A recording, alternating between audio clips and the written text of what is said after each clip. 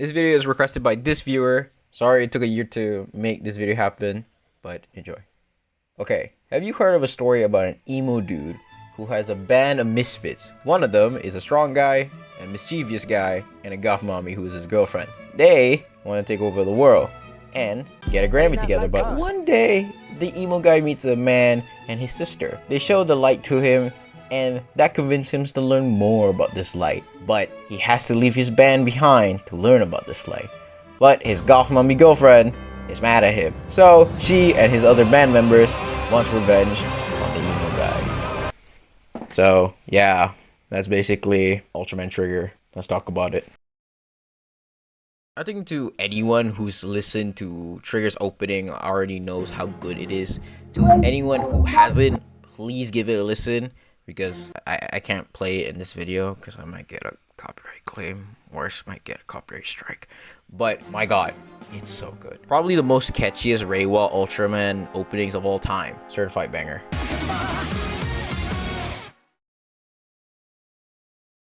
The cinematography for Trigger is quite good. They did a pretty good job on some of the cinematography for the show. Episodes like episode 6, 9, 13, 18, 19, and 25.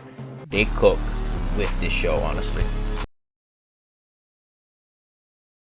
Now, we're at the part where it's gonna be long, and hopefully I don't say the famous line. But we'll see. Let me talk about the characters. Maruga Kengo, our main character of the series. Agito Hijiri, the genius one of the team. Yuna Shizuma, the daughter of Mitsukuni Shizuma, the founder of TPU. Tenshi Sakoma, the hot-blooded fitness one. Himaru Nanase, the pilot of Gut Falcon. Sayan Tatsumi, the captain of the team. And finally, Alien Metron Maluru, the young and smart alien of the team. This is a TPU's new organization defense force called Guts Select. And to be honest with you, the characters ain't that bad. Of course, still not done introducing the other characters. Our main villains are the Giants of Darkness. I wish they had a better naming, but anyways. Carmela, the leader and every little boy's dreams wife. Dragon, the strong and sense of honor, and Hydrum, the cunning but psychopathic motherfucker. But lastly, the greatest goat of all time, Ignis, the anti-hero of the story and the greatest treasure hunter of the universe. And to many other tokusatsu fans who would know some of these actors from other series, but to anyone who doesn't know, let me show you a little fun fact. Sakuma is played by Tadashi Mizuno, who has played in Ultraman Greed, Kishiri Sentai Gru Soldier, and Shin Godzilla. Senya Tatsumi is played by Katsuya Tagagi, who has played in both Kamen Rider Amazon spin-off series, Kamen Rider Ogacha, and the Kiki Sentai Zekaiger spin-off. And lastly, of course, I had to mention these two. Maluru is voiced by Mao Ichimichi and has done a lot of works in anime, and Ignis, played by Ken Hosogai, who are both played in shows in Gokai Ranger as Gokai Yellow and Busco. I'd say the cast for Ultraman Trigger is quite a stack, not gonna lie. But we are not here to glaze the cast, of course. We are here to talk about the characters.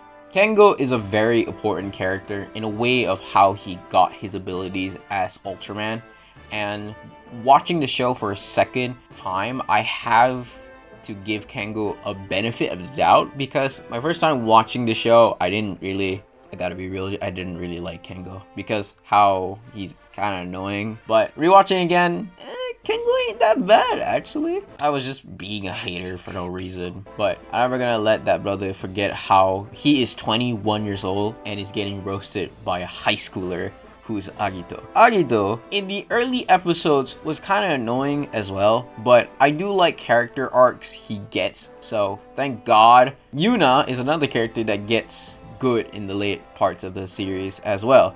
I never liked Yuna in the early series because she doesn't really do much, but I like that they gave her, a lot of love and attention for her as well after she turned 18 in the show. So now let me talk about the story next.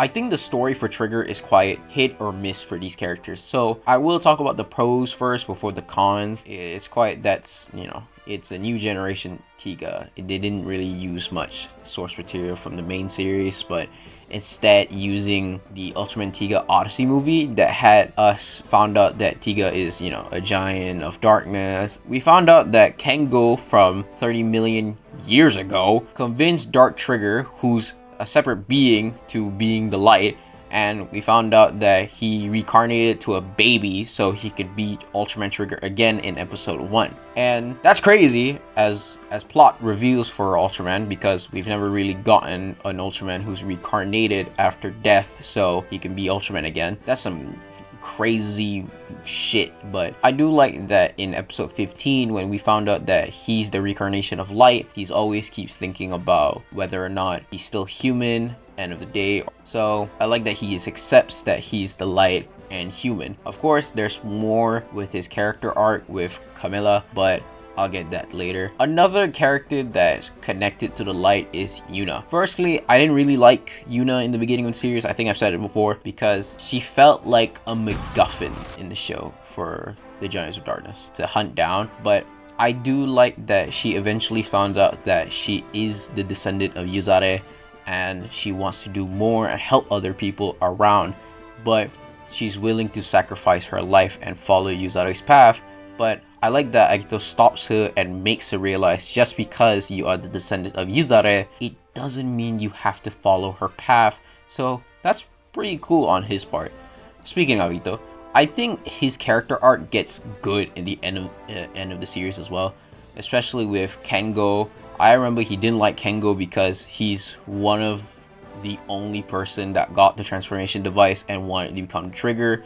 But when he heard Kengo was the one who became Trigger, he completely hated him until he realized he can't be Trigger, but tries to support Kengo to protect others. And I love that. Episode 21, we see how much he cares for Kengo a lot after Kengo pushed him getting acid, and we see how much he blames himself for it. But that's some character growth in my opinion.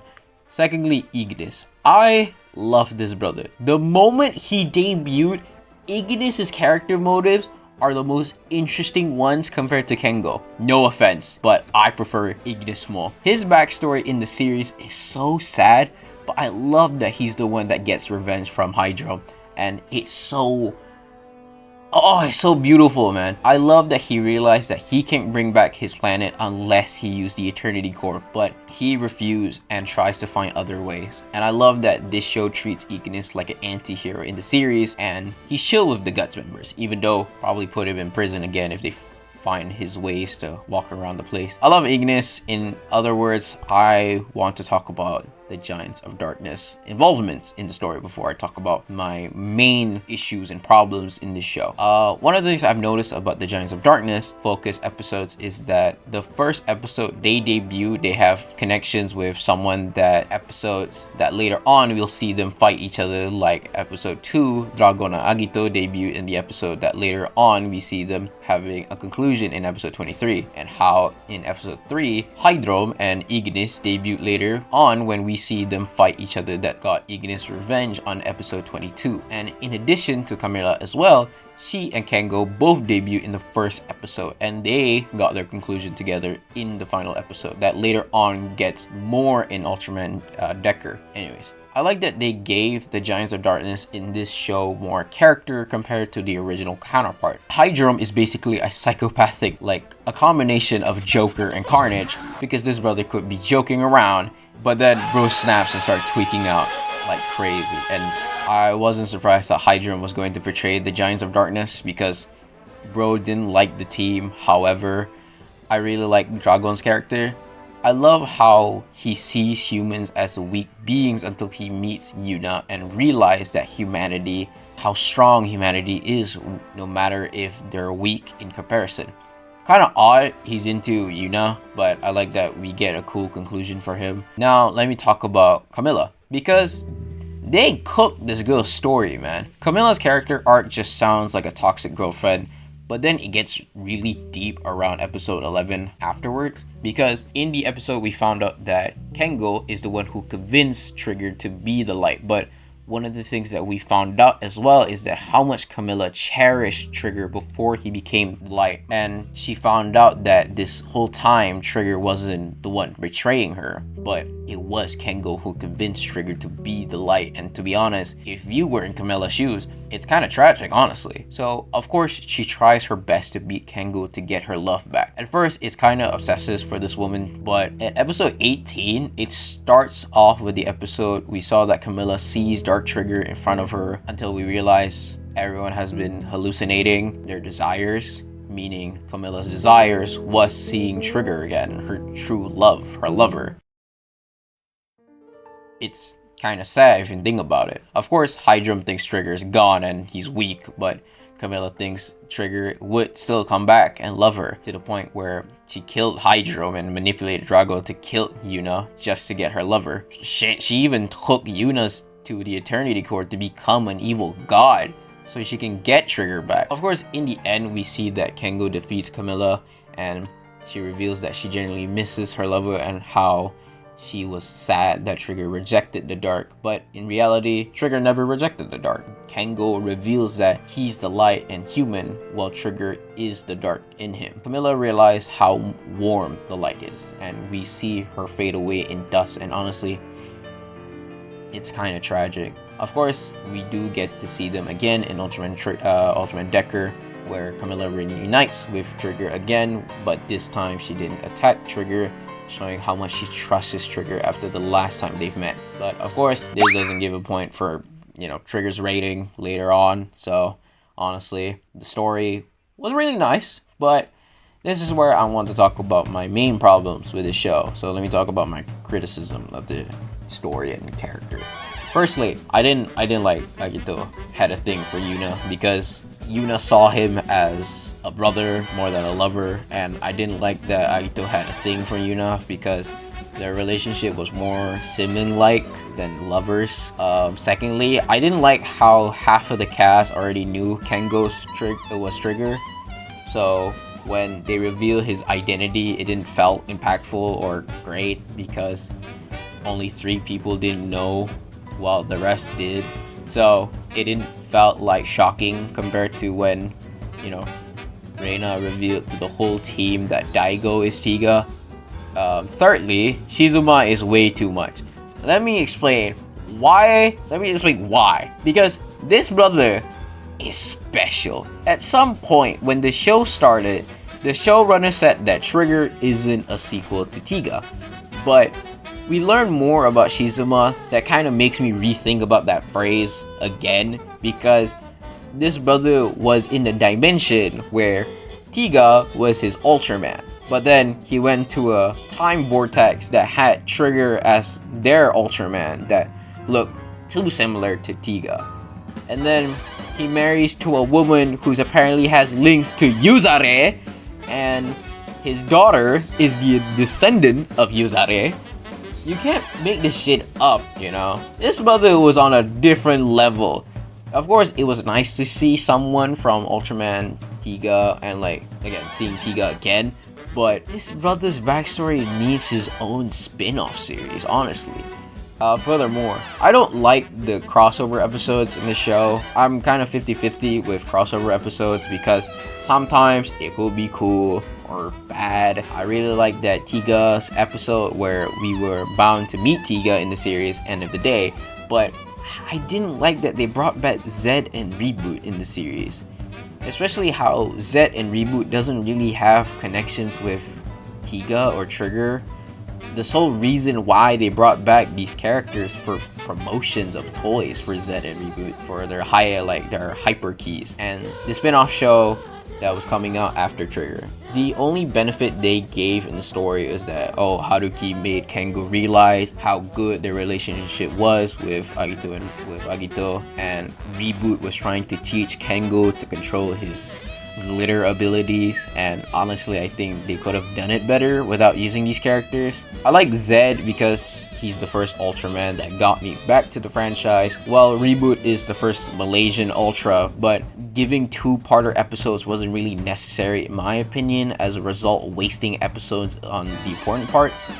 If you notice, I didn't mention Nanase, Sakuma, and Tatsumi involving in the story because they never really got dedicated episodes for these characters, and it's kind of sad, especially for Tatsumi, who we saw that he had a lot of involvements with other characters, like how he knew Kengo is Ultraman Trigger so he can cover up his like injury, and how he had a lot of experience with Shizuma and Agito, but we didn't really see that, like, in general. Tatsumi was really interesting side character, but he never got an episode dedicated to him. Also, Nanase and Saguma seems very interesting as well, but we never got a dedicated episode for them, and it's kind of sad. So the final episode ending didn't hit hard because we knew only half of the cast's story. Shit, Mamoru got a dedicated episode for them. It was a reference back to the Alien Metron episode in Ultra 7. Lastly, one of the most annoying parts in this show is Glitter Trigger. Oh my god. Don't get me started with Glitter Trigger. I talked about the design and everything in a different section, but I want to focus on the story because, oh my god. Glitter Trigger was introduced way too early in the series. At episode 12, we get to see Kengo get glitter form already, and I'm like, this is way too early for this brother to get a final form already. I know glitter isn't his final form, but still, glitter was treated as the most overpowered ability that's felt rewarding, but in this story, glitter form wasn't given by Yuzare from the Eternity Core, and again, I'm very mixed feelings with the Eternity Core because it's like a MacGuffin for the show, but whatever. One of the things I don't like about Glitter Trigger is that this form is overpowered, but they had to nerf it in some episodes, and it's kind of ridiculous because you are telling me the most overpowered ability in the franchise can't defeat a robot swordsman. What the fuck? I know the reason they introduced this early is because they want Ignis to be involved in the story to get his abilities, but I think they could have done it better in my opinion. Trigger's design is basically similar to Tiga's design, but the changes they did to Trigger is interesting. I like the idea of how Trigger and Tiga were both statues in different planets, like Tiga was found in Earth while Trigger was found in Mars, and how different they look when they're found in different planets.